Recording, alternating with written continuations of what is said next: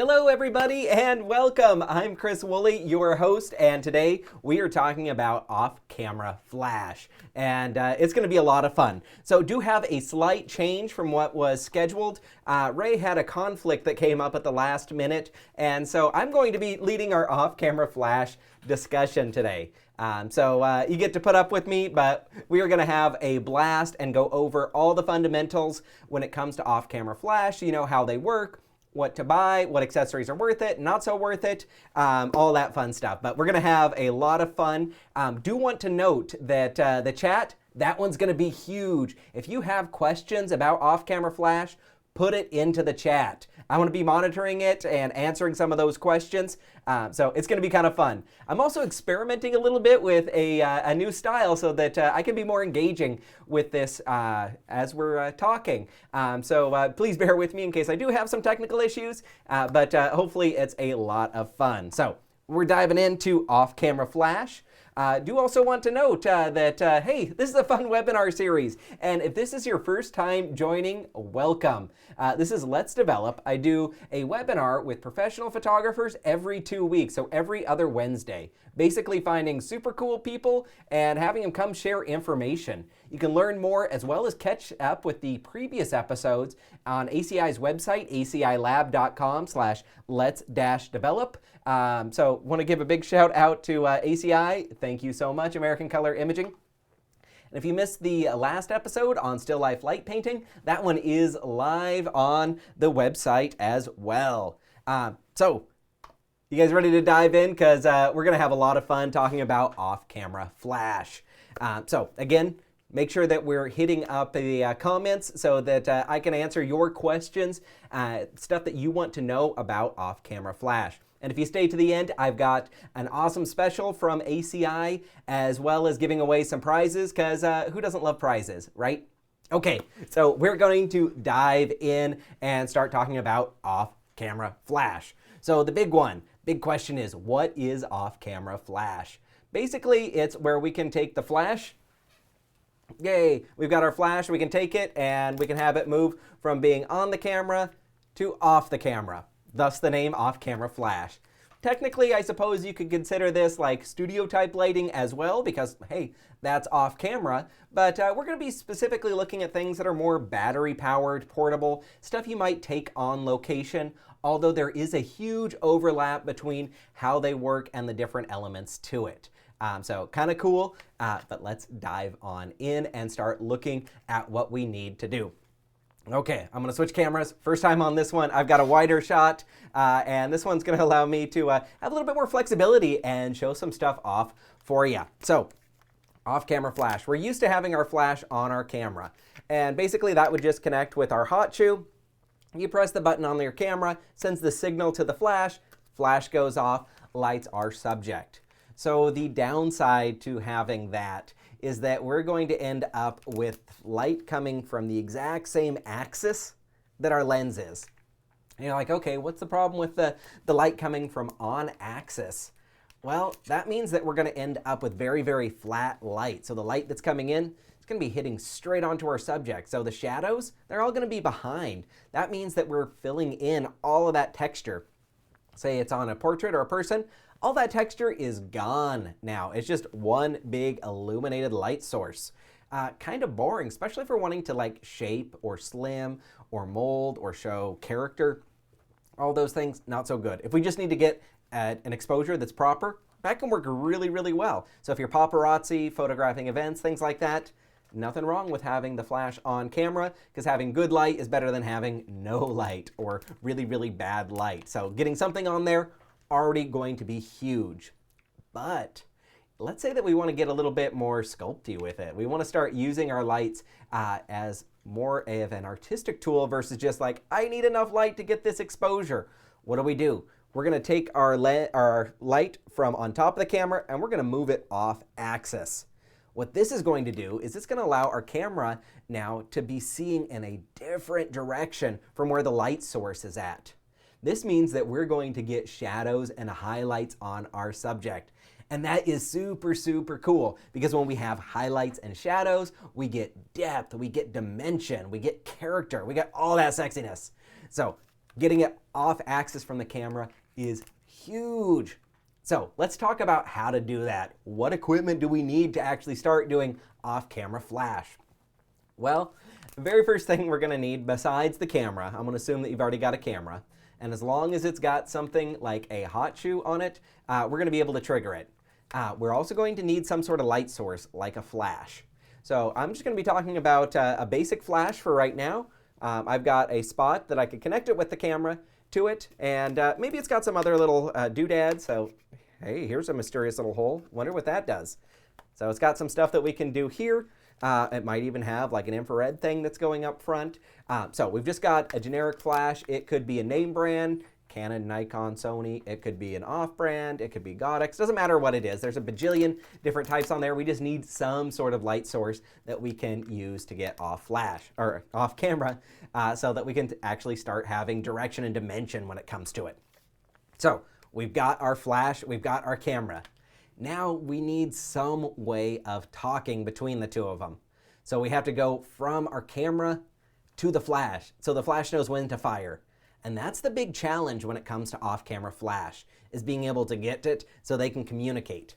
And there's a few different ways that we can do it. So I'm going to show you some of the examples or samples.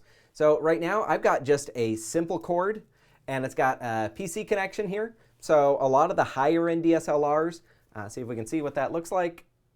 There we go, that just plugs into our camera. So if you're using like the professional end or higher end cameras, we're going to be able to plug this in, and this is your studio sync cable, pretty standard.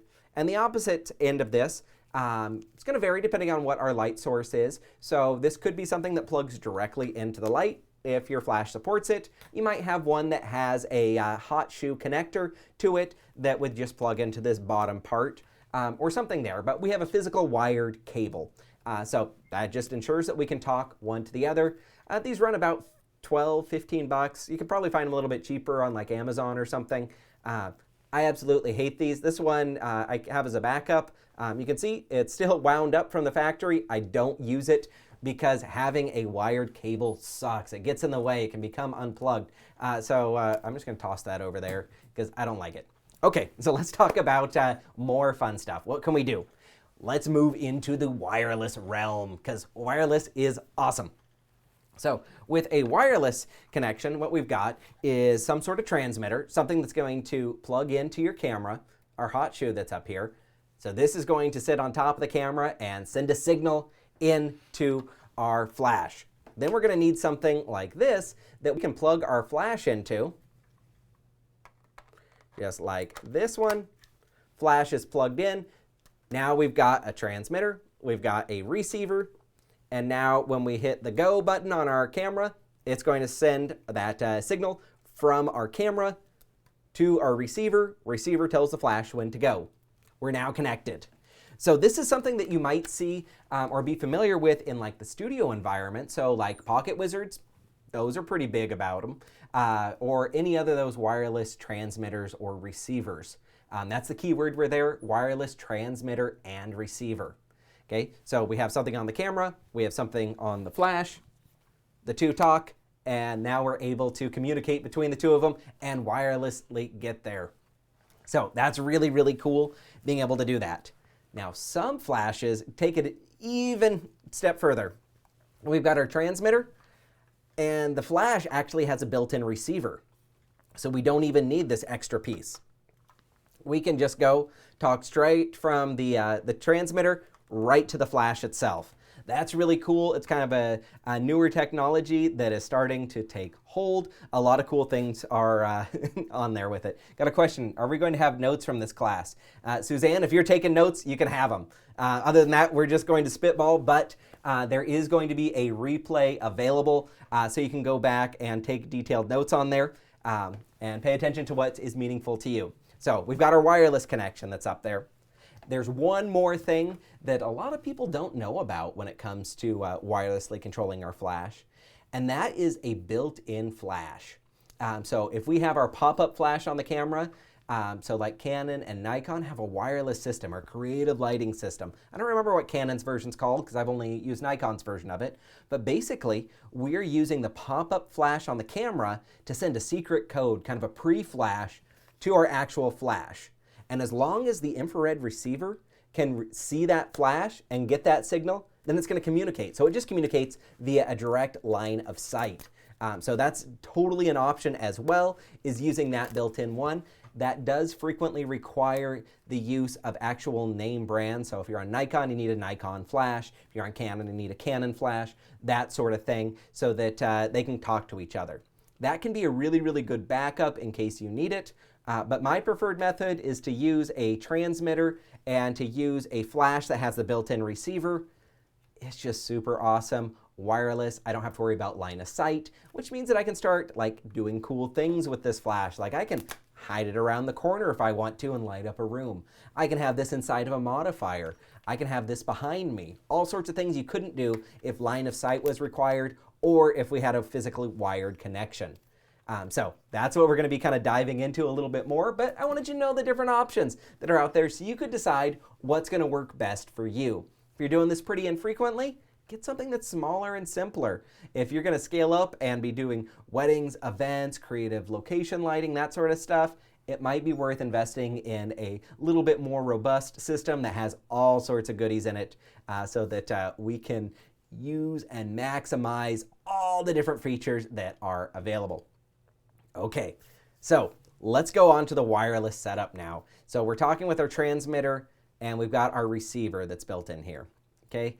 We're going to be talking about groups and channels now. And this is a section that you might need to go back and review or hit replay on it because it's confusing to get started off with. But once you know how it works, you're like, oh, I get it now. So let's go and dive in to what groups and channels are and how come they're so important. So I'm going to throw out a situation with you.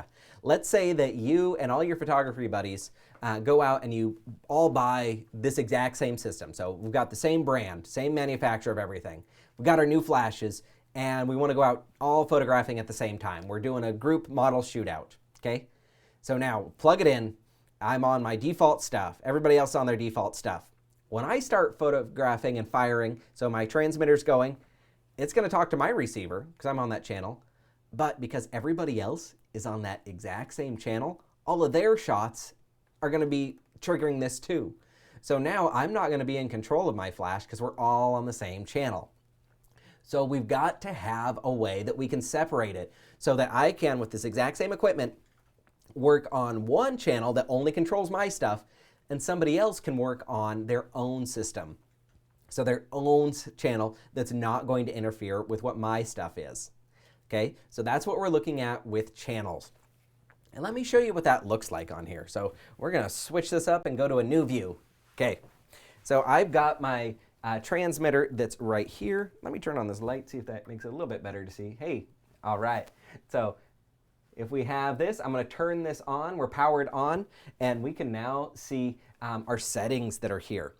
And I can see that up here in the very, very top corner, I've got channel. And so what that means is that I can go through, and I'm just going to hold this down so it's active here, and I can turn this so I can be on any channel that I want, between 1 and 32 with this particular brand. Some have 8 channels, some have 16. This one's got 32 different channels. So that means that 32 different photographers could each be photographing in an area, and they'd all have their own unique channel. So by default, it's going to be on 1. When you very first open this up out of the box, it's going to be on channel 1. The same with absolutely everybody else. So what we want to do is change it so we're not on channel 1. And that could literally be any other channel that you pick. So now here's a little bit of a secret, okay? The more obscure your channels are, the less likely somebody else is inadvertently going to be on that channel. So that means channel 1, a lot of people are just going to leave it on the default channel and they're going to be there. Quite a few people go to the other extreme and go to channel 32. So the other opposite end, because it's super easy to get to. They'll be like, oh, I'm right there. So I would highly recommend you pick a channel that very few people are on. For me personally, I like channel 11 because it's far enough into it. It's about 1/3 of the way through all the channels that are there. So not a whole lot of people accidentally pick channel 11.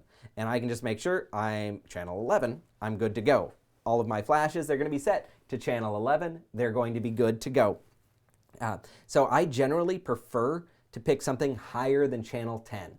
If you get higher than channel 10, you are way less likely to have somebody else be up on that same channel. So I'm going to hit channel 11 and hit OK. So now I'm on channel 11. So I need to have my flash on channel 11, and then they're going to be able to communicate because, again, we're on that same channel. So I can see if I have some sort of light source or some sort of trigger, it's going to have the CH button. And so CH is channel. So if you're seeing something, we hit that CH, it's going to allow us to edit our channel. So that's a pretty handy little button to have. So next thing that we're going to notice on here is that we've got a whole bunch of letters like A, B, C, D, and E. Those are the most common 5 that we're going to see. Occasionally we'll get 1 through 9 as well, depending on what yours particular trigger is. So now with the groups, that's what these are, is groups, is we've got the ability to control multiple lights on our system by assigning them to a group. So that means that if I have my main light, just one light, I could stick it on group A. And that's going to control group A. So when that one's on and I fire my flash, it's going to fire everything that's on group A because group A is on.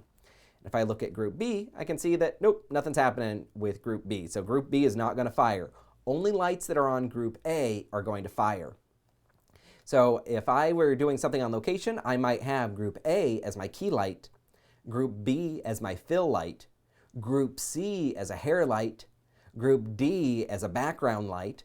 So I can have a whole bunch of different lights that I'm each controlling independently on a separate group. Now sometimes I will combine multiple lights into the same group because I want them even.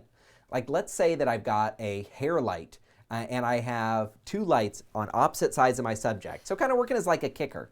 I could assign them both to channel C or to group C. Don't mix up groups and channels, but I could assign them both to group C. And that means that when I turn it on, it's going to turn on both of them. And if I bump up the power or down the power, it's going to affect both of those groups at the same time. So this is really nice if you have a balanced light or multiple lights that you want balanced out. You can now make sure that they're both going to fire at the exact same time. So there's a couple other things that I want to show you on this trigger, and each trigger is just a little bit different. So like on this one, it's got a much smaller screen, but notice we've still got our channel and our group and our mode that comes through here. It's just a much, much smaller screen. I don't know if we can see that very well, but there's our group, or our channel, group, and mode, and we just use a little dial to get through them here. So this still works as a trigger. This one's just a little bit more user-friendly, which is why I like it. So other stuff that we have going on is that I can now select one. So like here's group B. So I've got that and I can hit mode. And we're going to see mode very frequently on it, and it's going to allow me to cycle through a couple of different options. So depending on what's on and live connected there, I might have a manual. So the M is manual, which means I've got manual control over it. The flash that I have connected is not doing anything fancy like TTL. It's just going to say, okay, this is on, and then here's the power on it. So kind of cool that I get a little bit of information that's coming through. Now, what I like about this system in particular, and this is the Goddex stuff, but I like that I can control from this piece that's on my camera, the transmitter, I can control the power. So I can select group B, and I can say, hey, let's bump that up. I'm now at a quarter power, or half power, or full power, 1-to-1, or go all the way down, depending on what it'll support. This one supports up to 1/256th power. Your flashes might not support this full range, but the controller gives us the ability to do that. This is a game changer to be able to actually modify what our settings are without having to physically go over and change them on our physical flash. So really nice about being able to make on-the-go changes. Super, super cool to be able to do that. So this is our mode that we're looking at. If you have a flash that supports TTL through the lens metering, where you want the flash to automatically determine how bright it is, we can do that by just hitting mode. Right now I don't have a flash hooked up that supports TTL, so it's only got the ability for me to go manual or off. But yours might have another option that's on there, or there might be a multi-flash setup or some other bells and whistles depending on what's there. But this is pretty cool, and I definitely like the simplicity of this system. It's really, really nice. This one's also got a couple other things that are kind of cool, like the ability to turn on modeling lights. So that's what that mod button is that we can turn those on and off. Generally, on our little speed lights, we're not going to have a ton of brightness, so I generally don't use those too much. But this is our transmitter and what groups and channels are, so we know how those work, which is kind of fun. So now let's go and start talking about some of the different types of lights that we have. We've seen our speed lights, which are pretty cool, and they're really, really inexpensive as well. So there's a few different options that we've got with these speed lights, and you can determine which one is going to be best for you based on what your needs are. So a speed light is generally going to be about 70 watt seconds. Okay, so it's going to be pretty bright, way brighter than what just ambient light is, and we can direct it so it's coming in right on our subject. So if you need something small and something that's really lightweight, doesn't have a ton of power, just a normal speed light might be exactly what you need. And they're all about 70 watt seconds, which is really, really nice. You can upgrade these too and get some that have a little bit more bells and whistles. So this one is from Goddex. Also, the Adorama brand for it is Flashpoint. I purchased these ones just because I was getting a base setup that's there. I much prefer now Michael Mowbray's store MoLight. If you're going to buy anything that's in the Goddex brand, which is exclusively what I'm using at my studio, that style, they're all interconnected. The pricing's about the same no matter if you buy it on Amazon, Adorama, B&H, or through MoLight. The thing that I like about MoLight though is that it comes with support and warranty that you're not going to get if you buy it from Amazon. They're going to be like, oh yeah, okay, nope, that's expired. Good luck trying to get anything repaired or get support, because these things are a little bit breakable. They fall over, they tip, you're using them on location. They're going to get some wear that's going there. So looks like we're getting some love for Michael on there. He's been a guest on the show talking about LED lights before, but he's very much legit. I like his stuff. And so this one says Flashpoint on it, but we're all talking about Goddex with this system because it's got the built-in transmitters and receivers, which is huge. So this base one that's all manual, you're about $125 for a flash. Our transmitter, the good one, I don't know where I put it. I lost it. Oh, no, it's sitting right here in front of me. Okay, our transmitter that we have here, this one's about $69. Way worth it because it's got the ability to physically control all the groups that we have. You can actually see them when you're on location. It's nice to have the bigger font, that sort of stuff. Way worth it. So this light, around $125 for just getting there. For about $50 more, so about $179, you can get the TTL version. So if you find it helpful to have the camera do the thinking for you, so you want it to automatically select the appropriate exposure based on what's going to be properly exposed in the scene, TTL might be a great option for you. I personally do not like TTL because I want to set my controls very precisely and I don't want them to change. So different styles of photography have different needs. If you're doing like weddings, events, that sort of stuff, I would 100% be using TTL because it is awesome. But if you're not and you're doing crafted character portraits, headshots, stuff like that, I want to set it and not have it change, and I'm dialing it in manually, so I don't want to pay for that feature. Other things that can be kind of helpful with these flashes, if we notice this one says Zoom Lithium Ion. Okay, so what that's going to do is that means that this flash has a lithium ion battery, so it's not using double A's, which is really, really nice because we now have two major benefits. One, a faster recharge time. So I don't have to worry about the slow recharge time that I get with alkaline batteries or rechargeable batteries. And two, this thing, I can swap out the batteries really easily because I've got multiple of these lights and flashes. But the flashes last a lot longer. I get a lot more flashes per battery charge than I would if I was using AA. So really, really nice being able to do this. This is pretty inexpensive thing. That flash and the battery lasts a really long time. Connie was just agreeing with me. Yes, yes it is. Okay. So this is our basic speed light option. You can kind of get the setup, whether it's just a straight up manual, as cheap as possible, or getting the lithium ion ones, or getting the TTL. I've got a mixture of all three, depending on what I'm using. So I've got 2 TTL flashes with the lithium ion batteries for when I'm photographing events. It occasionally happens, not very frequently, but when I need it, I want to have it. I've got about 5 of these that are just straight up manual, and a mixture of the battery ones and the AA batteries and the lithium ion batteries. I like the lithium ion batteries because I can swap them between all the flashes, and the AA's are nice if I'm on location. I want to make sure I always have at least one that's a AA if I'm using these types of speed lights, because I can go to any gas station, Walmart, wherever, and find AA batteries. So if my battery charger dies, I forgot to pack it, something, I can still have at least one light source because it's a readily available battery system. So that's what this light is. But this isn't all that we can do with off-camera flash. We can do some other cool stuff. I'm going to introduce you to my absolute favorite flash, and this is the 200. So there we go. We're looking at the 200 up here, and this light is awesome. So it's shaped like a brick. My wife calls it the brick, and we've got a couple of really cool things. The first one to note is that we're 200 watt seconds on this. So 200 watt seconds. We're looking at about 3 times the brightness that one of these guys does. 3 times as powerful. If you're doing portraits, individual portraits, couples, on-location headshots, anything like that, this light is amazing. Okay, it's rated at like 500 or 600 full power flashes off a single battery charge. That's like crazy amount.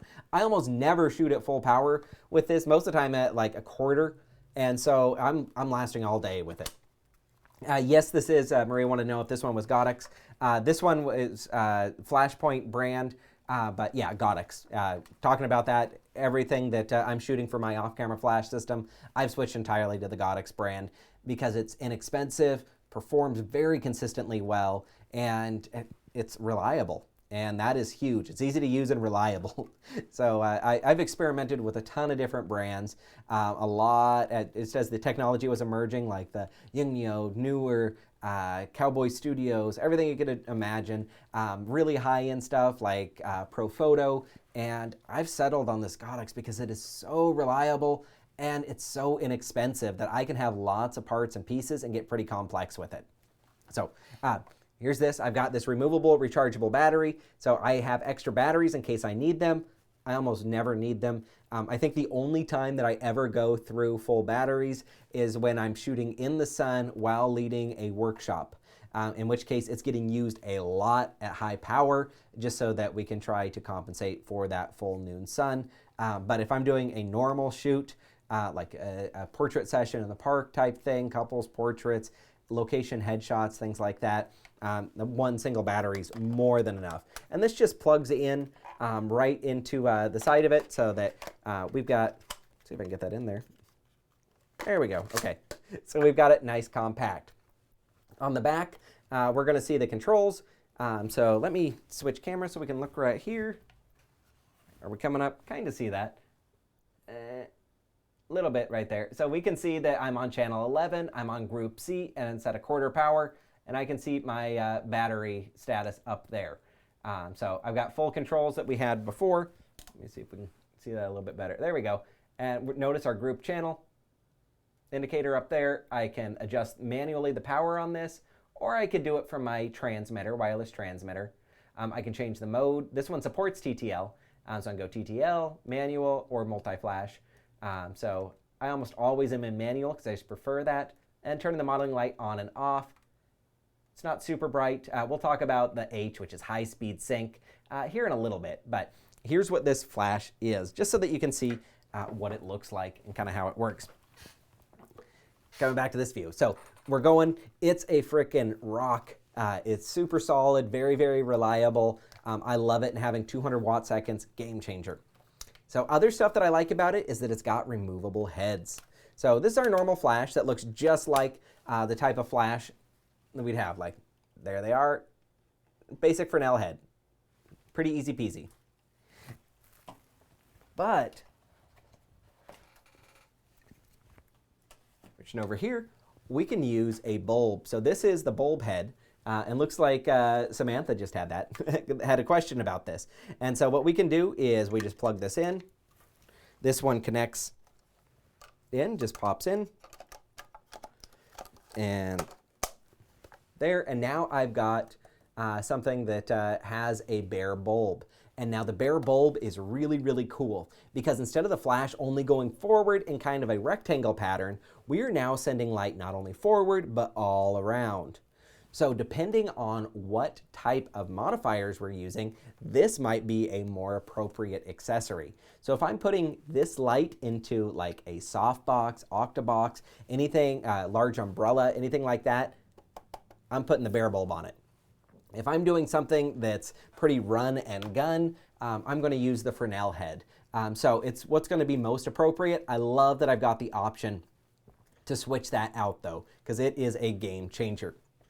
Now, within the Goddex lineup, and this isn't just about Goddex, it's applicable to all different flash manufacturers, but within that lineup, so those are the two most common ones. The 70 watt second one, our 200 watt second one. The third light that I use quite a bit is a 600 watt second light. It's big, it looks like a radar gun, it's heavy, it's a studio head, so it's big and chunky. But 600 watt seconds on location and being able to control it wirelessly, if you're doing large groups, if you need to shoot all day, anything like that, it's awesome. So those ones start at about $550 or so and go up to about 1,800 or so, somewhere within that range, depending on which bells and whistles you get for them. So that one's really nice if you need to have a lot of light. So if I'm photographing large groups or I am doing portraits in noon sun and I need to overpower the sun, compensate with it, I'm using the much higher powered ones. So Goddex also has a new lineup that they did where they've got like 100 watt seconds, so just a little bit more than what this guy is, but about the size of a Coke can. They've got 300 watt second, 400 watt second lights, so you can pick exactly the types of lights that are going to be most appropriate for you. They've all got their pluses and minuses, so it's going to be contingent on what system you're doing. We're not going to focus on those particular details, but I just wanted you to know there are options so you can use the type of light that's going to be best for you. And that's what's most important, is having stuff that works within your setup. So if you were going to be doing a lot of outdoor portraits, having higher power might be more beneficial. If you need to pack really, really light and fit it all into one suitcase, having smaller forms might be a better deal for you. So we've got options there, but they're cool lights that are there. And you can kind of mix and match, but the one thing that you want to make sure that you're doing is sticking with the same brand. Okay, so if you're on Goddex, work within the Goddex system. If you're using Westcott, if you're using Alien Bees, or the Paul Buff stuff, they just introduced a new one. All of those are completely different systems, so their groups and channels are not interchangeable.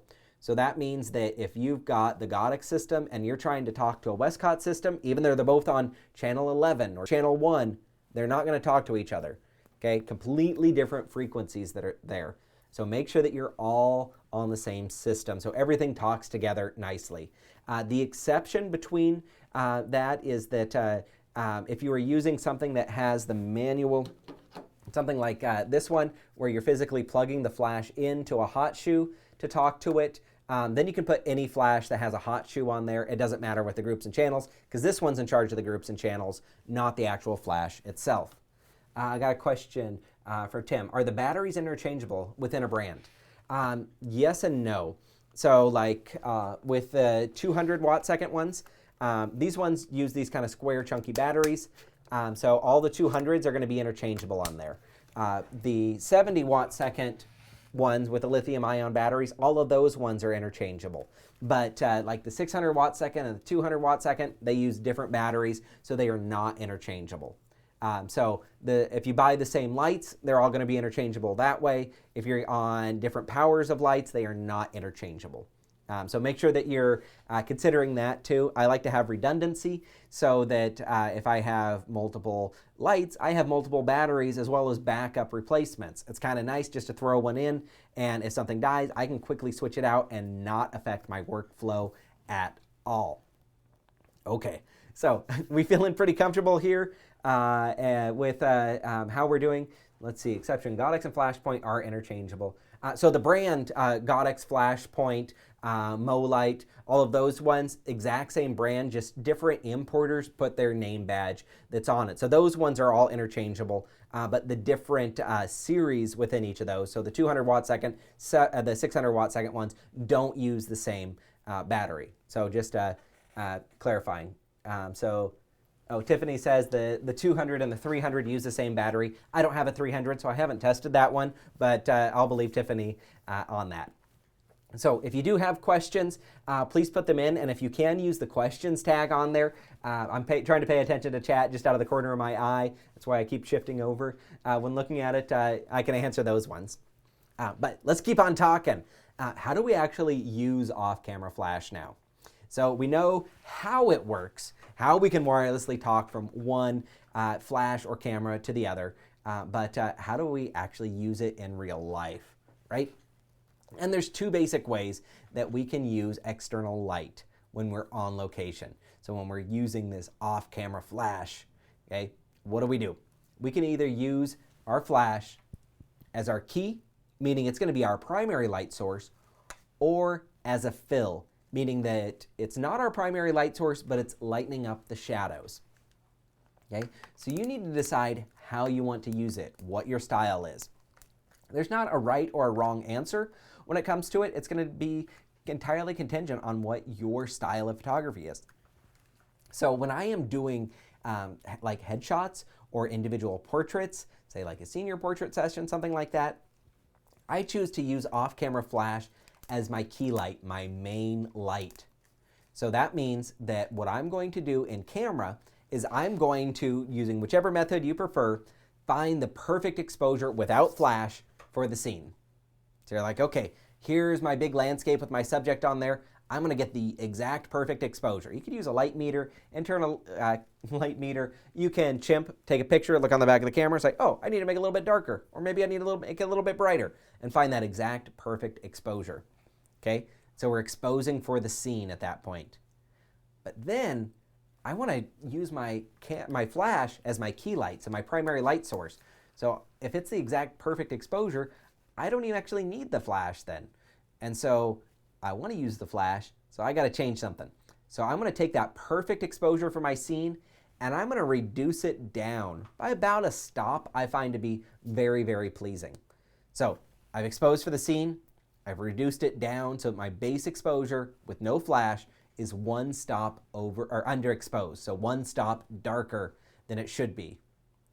Now I add in my flash, and I'm going to set my flash so that it gives my subject, that person that I'm photographing, the perfect exposure. So that's adding that stop of light back in from what the ambient is.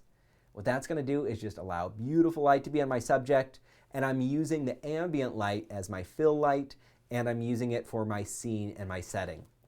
So that's a really, really cool way of using it as our key light, so our primary light source. Let's talk briefly about how we can use it for a fill light.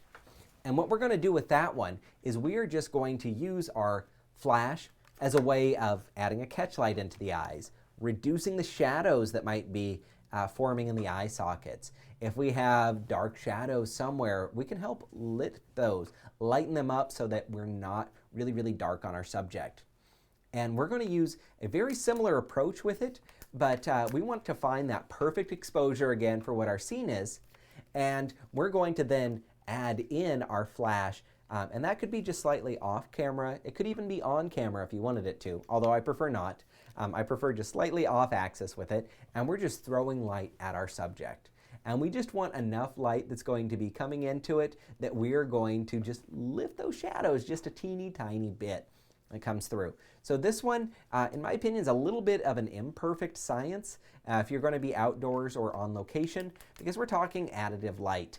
So that means that we're going to take that base exposure, and this light's going to hit everywhere where our proper exposure was and our shadows. So we have to kind of balance out where we're lifting our shadows up so we can see some of the detail, and know that those bright areas are going to be even brighter because they're getting additive light. We're just playing with ratios though, so just making sure that we've got some of that light coming in to lift up those shadows. I just kind of do it to taste versus the formula of one stop underexposed that I'd use if I was using it as my key. So again, not a right or wrong answer for it. Depends on what you like. Both are completely appropriate. So figure out which one works best for you. So now that we have an idea of how to use this, we can start figuring out some fun way. Oh, got a question from Samantha. Do you use a light meter? So light meters and off-camera flash can be tricky. So in studio, I love light meters because I like being really, really precise. If I'm taking my off-camera flash and I'm doing like a headshot session on location, yes, I am using a light meter so that I can get it dialed in and I've got very precise measurements. I know that I'm safe. However, if I am on location doing like outdoor shoots, I don't frequently use a light meter. And there's a couple of reasons why. One is that I'm constantly moving around if I'm just on location and we're just, say, doing a walk and doing a portrait session, and using a light meter at each location is going to slow down my flow. And my personal style tends to be pretty fast, and I keep high energy, and I'm just moving, so I don't want to slow down for it. As long as I can get pretty close and chimp on the back of the camera and use my histogram as a way of letting me know if I've blown out anything or if I'm in my safe range, I find that's pretty good. I'm shooting in RAW at this point too. So I can get those final adjustments as needed. The other big challenge that we're going to see is that I sometimes shoot with high-speed sync, and light meters and high-speed sync suck. There's only one light meter, Sasonic makes it, that can measure high-speed sync. And I've played around with it, and if you're just doing in a pretty controlled environment trying to get it, it's pretty accurate, surprisingly, which is kind of cool. But it's also gets a bit wonky, at least in my opinion, if you're moving around or like in direct sunlight, or you don't have as much of a controlled space while using high-speed sync. And so it's like, well, if I'm not going to get as precise of a reading as I could get if I was doing studio stuff, I'd rather just get as close as I can and keep up with the flow and energy of the session. That's my preference. You may have a different preference. As long as we're not in high-speed sync, then totally okay to use a light meter with it.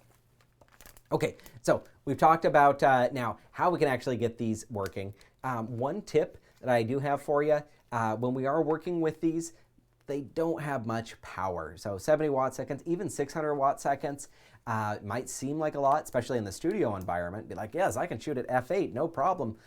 With this one and 160th of a second, I'm good to go, right? So we've got lots of power that's coming out there. But if you're trying to overpower the sun, so have your primary light source brighter than like noon sun, you're gonna have a really bad time. Okay, we don't get enough power, even out of that higher 600 watt second power, to try to overpower the sun. So we need to figure out what we can do to make it so that we can actually get a good exposure in those really, really bright times. Ideally, I like to shoot not at noon. So shooting in a time when the light is not the harshest, not the brightest, so that my flash doesn't have to work as hard to try to compensate for it.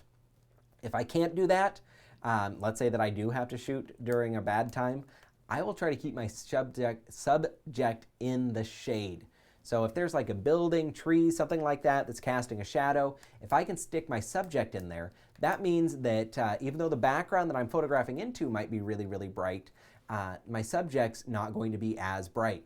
That means that I can light them and I just have to balance out my exposure so it's as bright as what the sun is, not brighter than the sun. So I'm just compensating how those ones work.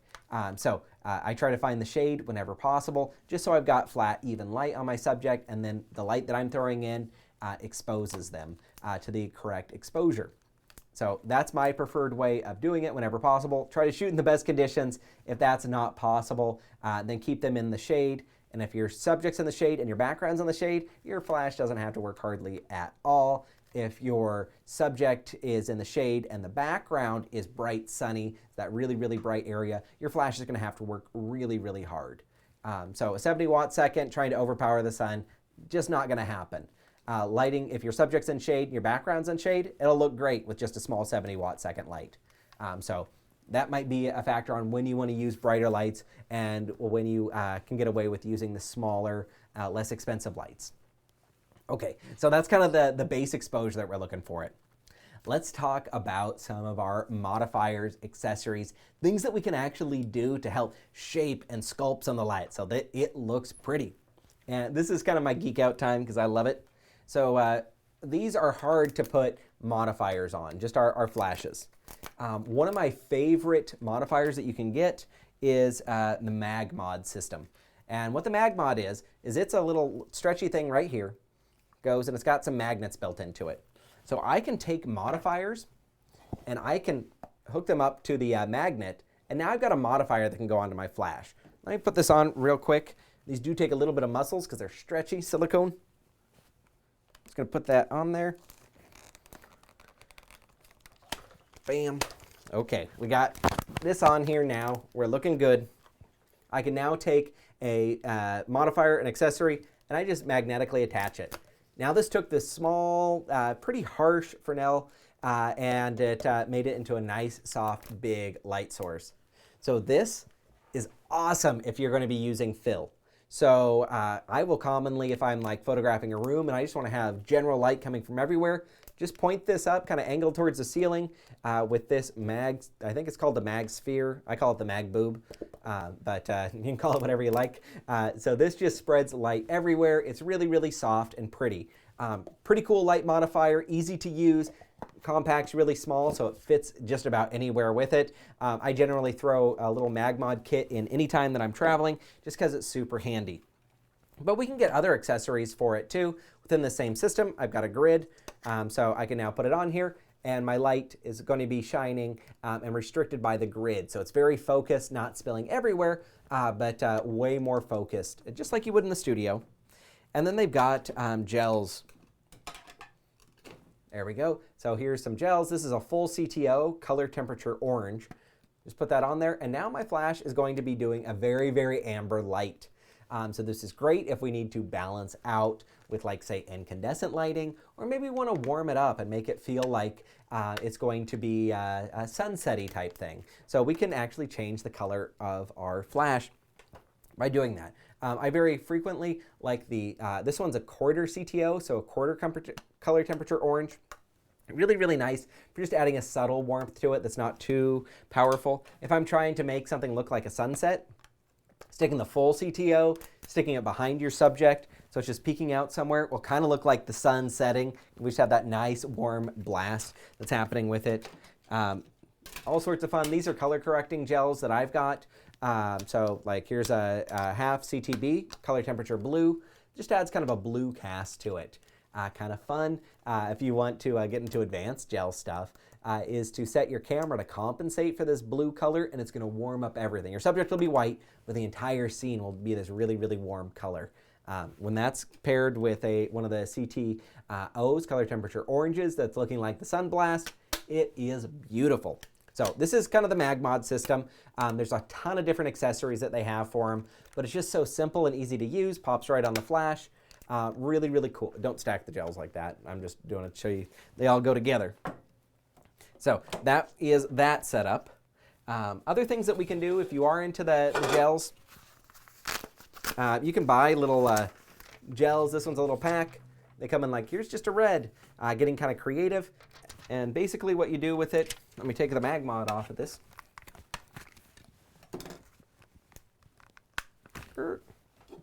Is we've got this, goes over the flash, and we just need to adhere it. So on my case, I just keep a little bit of gaff tape. I don't know if you can see this back on here. There's a little bit of gaff tape. I can just peel it off, and I can tear that off and tape this on.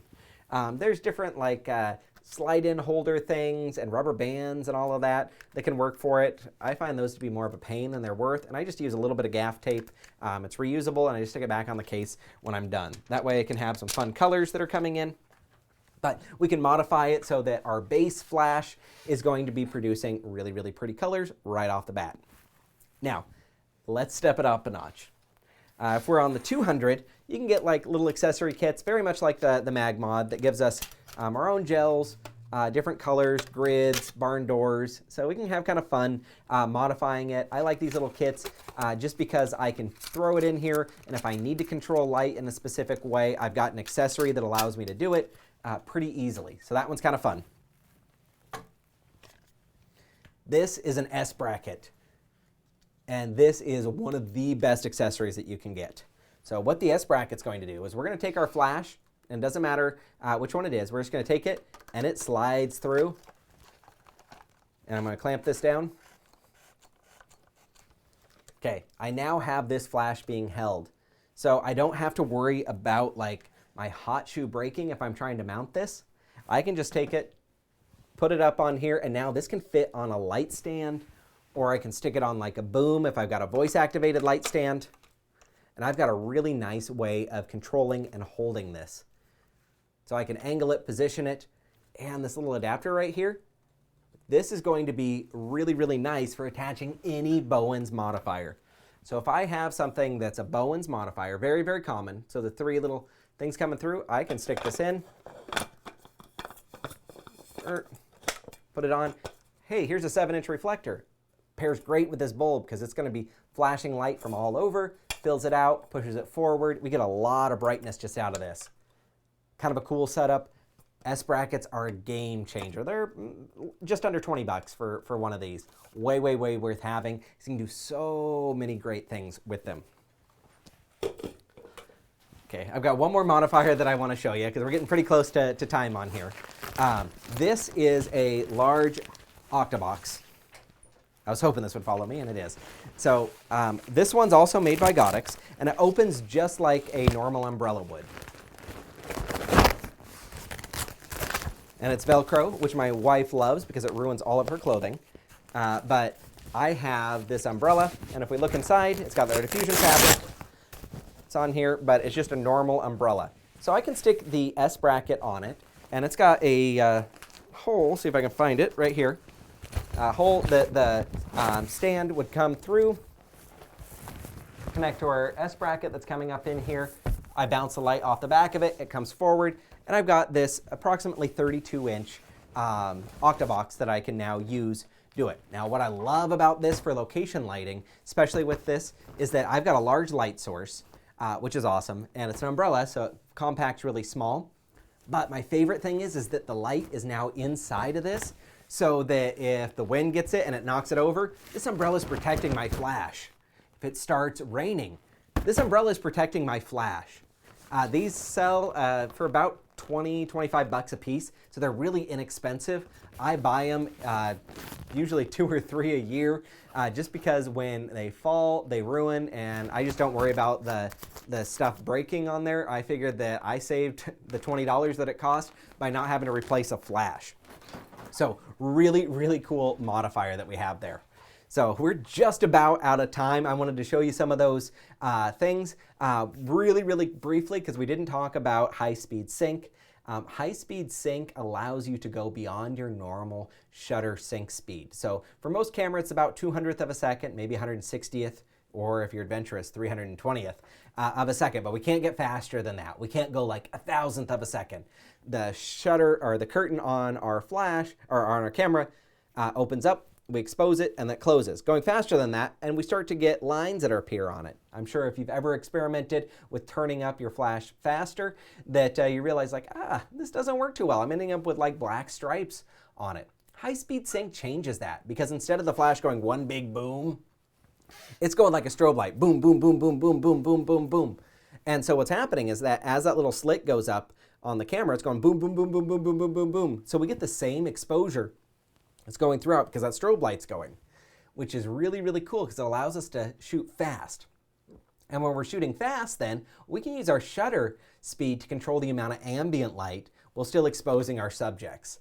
So to do that, a lot of cameras, we're going to need our flash and our trigger and transmitter and receiver to be able to support high-speed sync, which is that little, let's see if I can show you, when we're looking at this.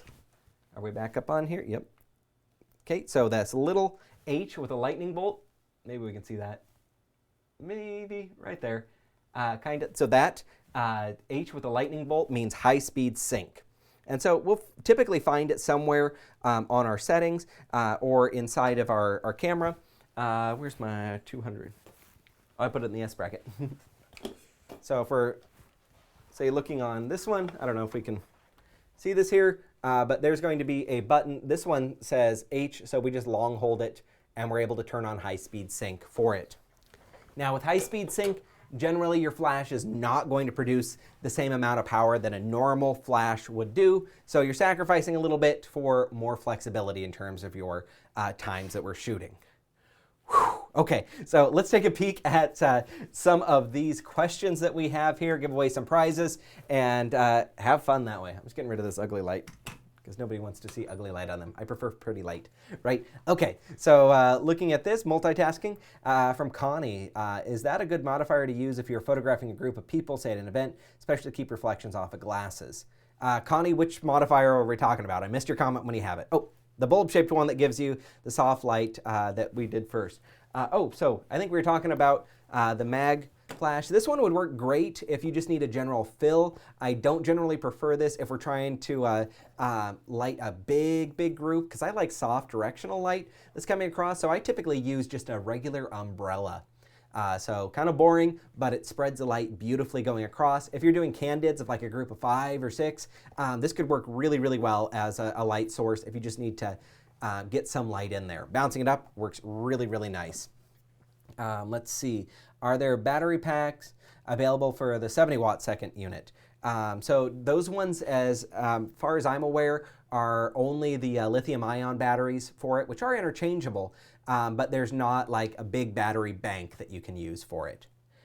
Is stop action done the same way as high speed sync? So stop action gets a little bit tricky because we're talking about our flash duration, so what that flash tail is. So basically what we're looking at for shooting fast is that we want to have our flash as low a power as possible so the flash isn't great big and long. So as much as you can control that to keep the flash power down, you're going to have better time getting a motion-free or freezing of action that are there. Kathy wants to know, where do you place the flash?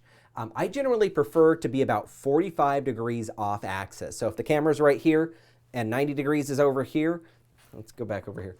So I'm right here, 90 degrees is over here, 45 degrees is going to be about right here. That's where I like to place the flash. It produces our kind of classic Rembrandt sort of look for it, and just slightly above eye level so that our shadows come down below the chin. Jennifer, I'm very new to Flash. Is there a video on how to use Flash and sync it with your trigger?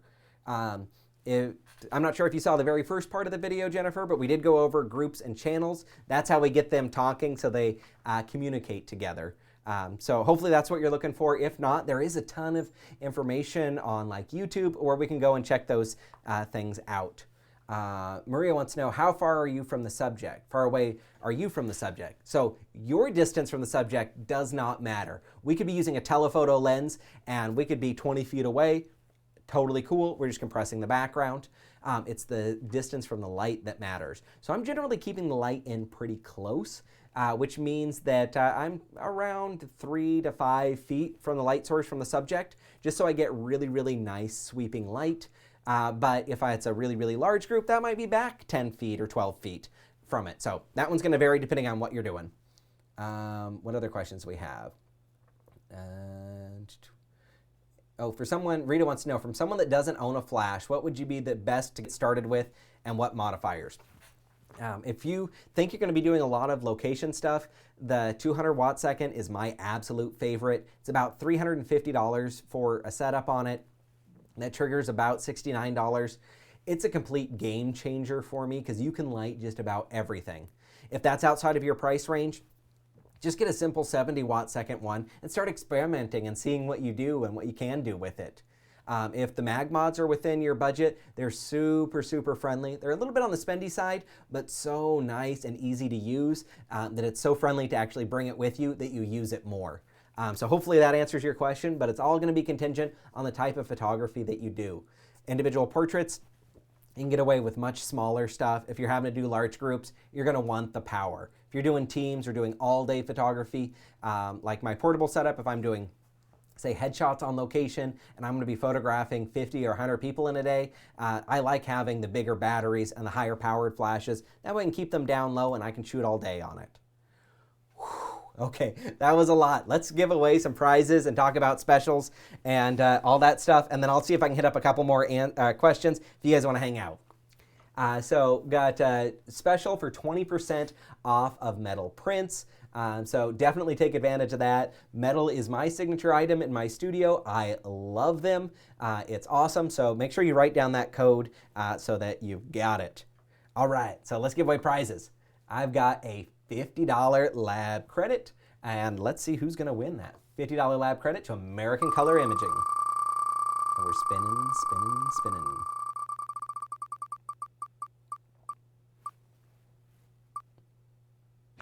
All right, and our $50 winner is Kristen.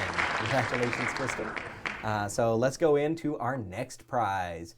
And got to get my mouse. There we go. And we're at a $75 lab credit. So $75 lab credit. And let's see who that winner is.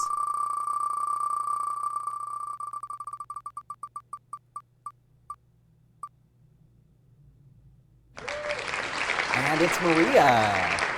Congratulations, Maria. You're a $75 prize winner. And now we've got a $100 lab credit. Let's see who our $100 winner is. And we're spinning.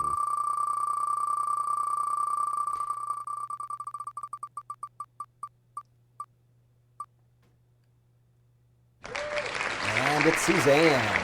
Congratulations, Suzanne, on that. Again, here's that special for the 20% off of metal prints. And if you registered, I will shoot you that code in an email as well. Also want to let you know about upcoming webinars. We've got personal branding with SAS. Marissa is going to be there.